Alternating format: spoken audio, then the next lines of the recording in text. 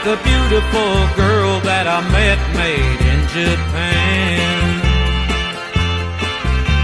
The beauty of her face was beyond my wildest dreams.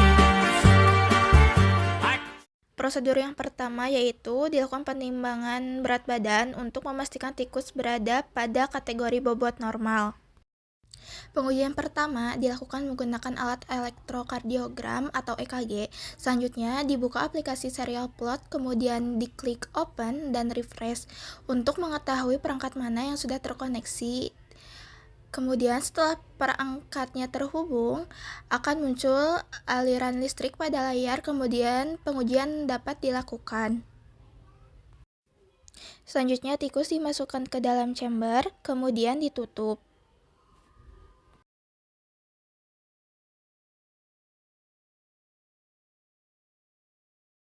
Selanjutnya, tikus dianestesi menggunakan kloroform selama kurang lebih 30 detik hingga tikus berada dalam kondisi tidak sadar. Kemudian, siapkan krim EKG. Setelah itu, chamber dibuka dan krim EKG dioleskan pada kaki depan dan belakang tikus untuk membantu menghantarkan impul listrik agar hasil perekaman elektrokardiogram lebih jelas dan akurat. Kaki yang sudah dioleskan krim EKG kemudian direkatkan pada perekat. Setelah kaki tikus terpasang pada elektroda depan dan belakang, disiapkan file folder yang akan disimpan dalam format CSV, karena nanti dalam hasil akhirnya akan berbentuk dalam Excel. Pengujian ini diambil sebanyak 5 data agar data tersebut bisa dirata-ratakan. Setelah pengujian EKG selesai, tikus dikeluarkan dari chamber. Setelah pengujian EKG selesai, dibuka aplikasi Python,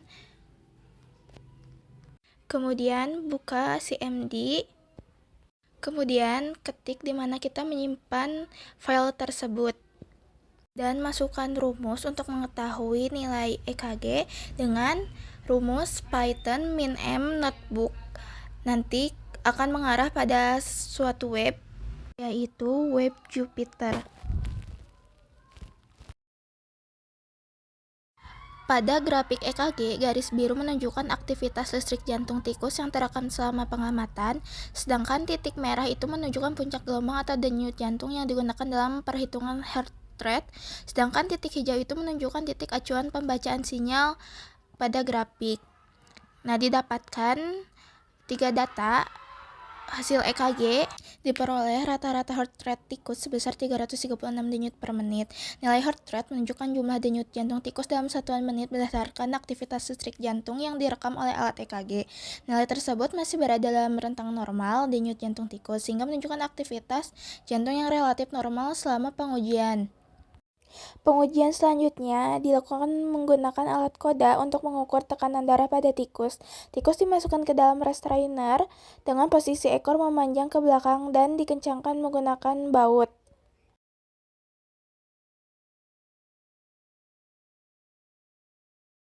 Tikus kemudian ditempatkan pada alur berbentuk V di atas platform pemanas dan bagian atas restrainer ditutup menggunakan kain, dengan tujuan untuk membuat tikus lebih tenang dan mengurangi stres selama proses pengukuran.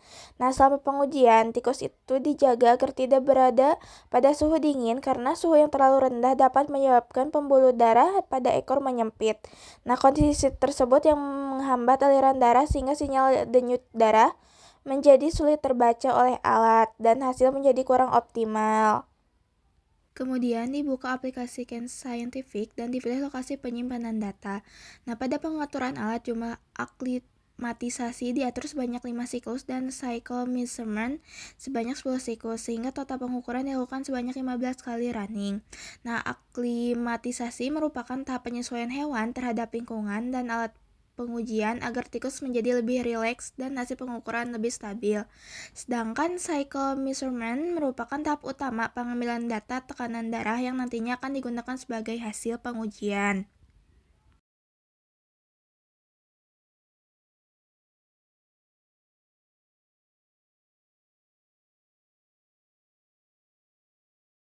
Selanjutnya, ekor tikus dipasangkan occlusion cup dan manset PPR atau volume pressure recording cup pada bagian ujung ekor.